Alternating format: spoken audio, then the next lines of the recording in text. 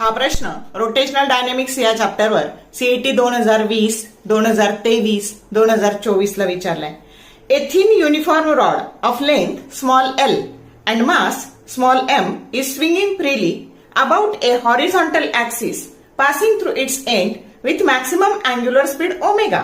Its center of mass rises to a maximum height of small g, that is acceleration due to gravity.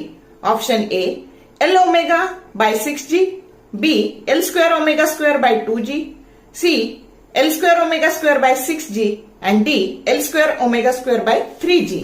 आता इथे आपल्याला काय दिले तर हा जो रॉड आहे तर हा रॉड असा याच्या ह्या वन एंड मधून एक हॉरिझॉन्टल ऍक्सिस जातोय आणि त्याच्या भोवती असं त्या हॉरिझॉन्टल ऍक्सिसच्या भोवती रॉड असा स्विंग होतोय. मग आता आपल्याला याचं सेंटर ऑफ मास किती हाईट पर्यंत जाईल हे काढायचं आहे. मग आता बघा इथं according to law of conservation of energy, increase in potential energy that is equal to decrease in rotational kinetic energy. मग पोटेन्शियल एनर्जी येणार mgh आणि रोटेशनल कायनेटिक एनर्जी येणार हाफ आय ओमेगा स्क्वेअर. मग हा जो हॉरिझॉन्टल ऍक्सिस आहे हा तुमच्या रॉडच्या एका एंड मधून गेलेला आहे आणि म्हणून त्याचं moment of inertia ml square by 3 येणार आहे.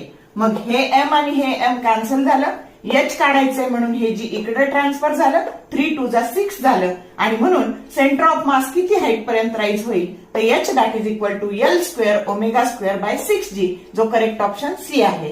म्हणजे सोपी ट्रिक लक्षात ठेवायची, सेंटर मधून जर तो ऍक्सिस जात असला तर त्याची व्हॅल्यू येते हाईट, सेंटर ऑफ मास किती हाईट पर्यंत जाईल L square omega square bye 24g आणि वन एंड मधून जात असेल तर L square omega square by 6g.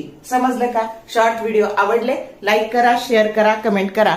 For more useful tips and tricks keep watching wings of physics. Thank you very much.